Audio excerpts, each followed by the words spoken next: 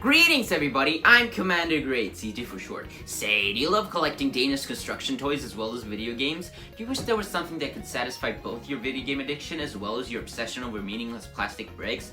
Well then I've got a product for you, introducing LEGO games. Legos. Who doesn't love Legos? And yes, I know it's pronounced Lego, not Legos, but this is my show, so I can do whatever I want. Lego is a Danish toy company that was founded in 1932 in Berlin, Denmark by a man named Ole Kirk Christensen. Believe it or not, but this company wasn't always a producer of the plastic bricks we know and love today. At the start, it was simply a producer of simple wooden toy vehicles like trucks, trains, and ducks. Ducks are definitely my favorite vehicle. Ole pushed for quality over quantity, making sure each one of his toys were made from the finest quality wood, which is something we still see in the modern Lego bricks today.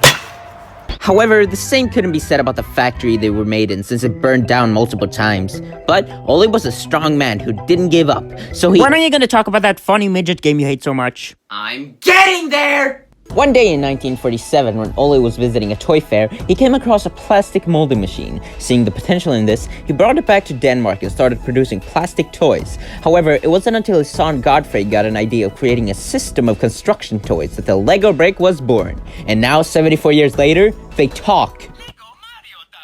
Theme parks, stores, TV shows, even movies have been made about these simple bricks. But why? Why is Lego so successful? Well, because Legos appeal to everyone. It appeals to kids, adults, teenagers, collectors, men, women, others, and even elders. Well, unless you're over 99 years old. Sorry, Grandma, you're simply too old. Lego is even so popular that there have been many video games made about it, most of them being based on popular movies that released around the time. And that's what we're doing today. We're going to be taking a look at some of the Lego games I played as a child, starting with the reincarnation of Jesus Christ. Lego Star Wars: The Complete Saga. Who doesn't love this game? I don't!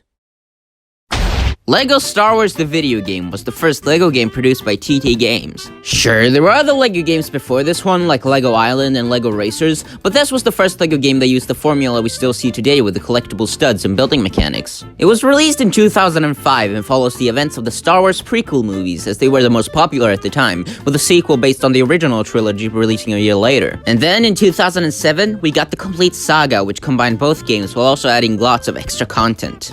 I love this game to death. It might honestly be one of the best Star Wars games of all time. Now, you might look at this game and think, Lego Star Wars? What could be so special about that? It just looks like a crappy licensed kids game. Well, let me ask you this. Do you want me to break your neck? Lego Star Wars: The Complete Saga follows the events of episode 1 through 6 of the Star Wars movies, except in a Lego style. Each level is based on events that happen in the movies, like the pod race, the duel on Mustafar, the destruction of the Death Star, and so many more. It's genuinely really fun to play through your favorite scenes and see how they translate into Lego, especially for a huge Star Wars fan like me. This was also back when Lego games didn't use any voices and opted for simple grunts, which make things much more humorous. I feel like the humor in the later Lego games has really gotten worse, since they have to rely on dialogue instead of simple slapstick like the older ones do. Because as we know, there's nothing more funny than someone getting hurt. The levels are also just really fun to play through. There are lots of little secrets to discover that make you want to explore the levels more and more. And there are so many characters to play as from the Star Wars movies, like Luke Skywalker, Leia Organa, Obi-Wan Kenobi, Darth Maul, Palpatine, C-3PO, and who could forget the one character that makes this game truly legendary? Gonk Droid! Yeah, that's right, it's Gonk My favorite Droid! character Oh, in all what of a Star great Wars. character! I love Gonk best Droid. character. I'd let him gonk my droid if you know what I'm Gonk Droid saying. is here, baby! So yeah, basically what I'm trying to say is it's a pretty good game. However, it doesn't have shirtless Link, so it sucks. Now, Lego Star Wars is pretty great and all, but you can't play as Bilbo Baggins. If only there was a game for that.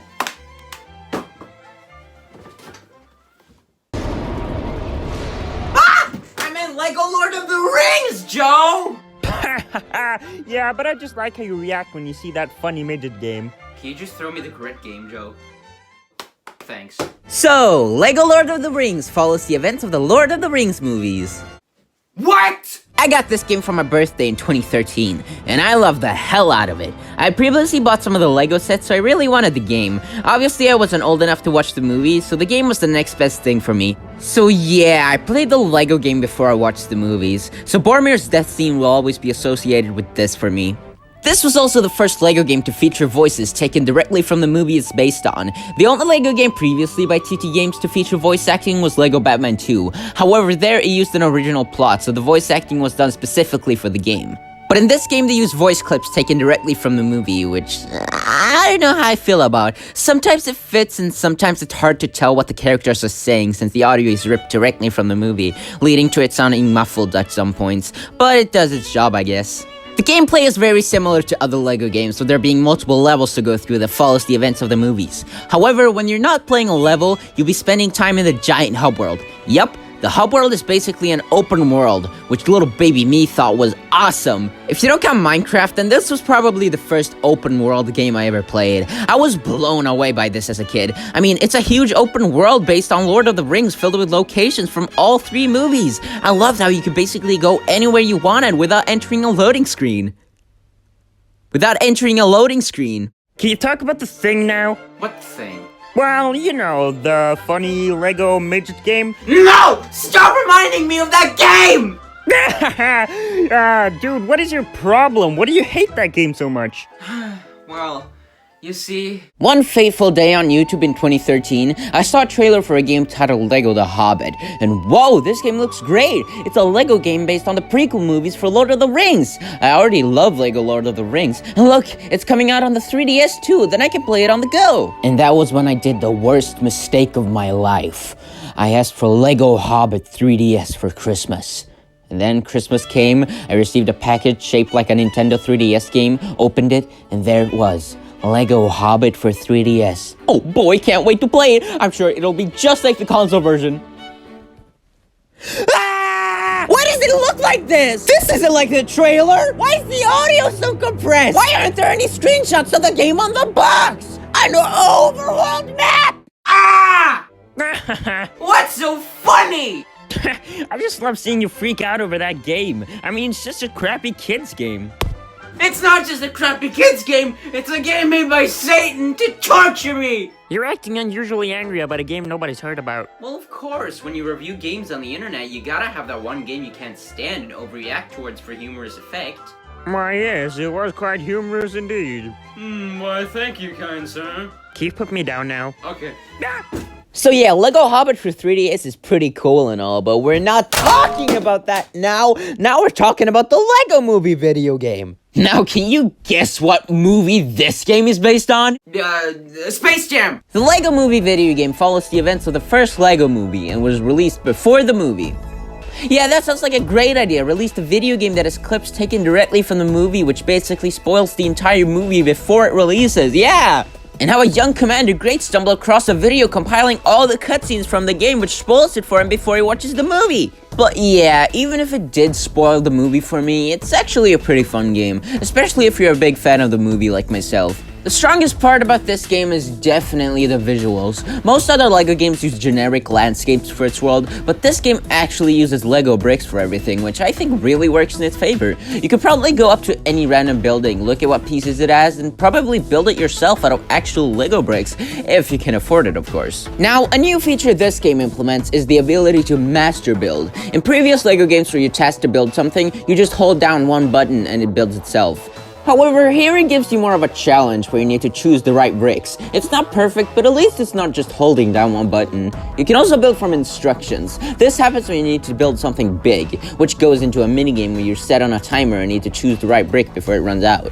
However, where this game is really lacking is definitely its hub world. Like, what the heck is this? It's so small. How could we go from LEGO Lord of the Rings with its massive open worlds to this? Instead of a giant open world, we have multiple smaller hubs. I mean, it makes sense in the context of the movie since each world is boarded off, but it still would have been nice to have them a little bigger, especially when you're paying $60 for it. Come on.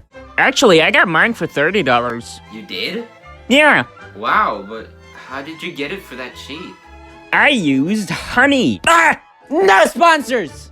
Ouch. I also bought this game. LEGO Dimensions, LEGO's answer to the Toys to Life craze that started with Skylanders, then Disney Infinity, then Amiibos, and then LEGO Dimensions. But what makes LEGO Dimensions different from all the other Toys to Life games? Well, in this one you can play as Homer Simpson riding the Batmobile. I'm sorry? Oh, and also Sonic is in it. Oh! LEGO Dimensions might actually be one of the biggest crossovers ever done in a video game. All your favorite characters are here: Batman, Gandalf, Wildstyle, Harry Potter, Scooby-Doo, the Ghostbusters, Powerpuff Girls, Beetlejuice, and yes, even Sonic the Hedgehog.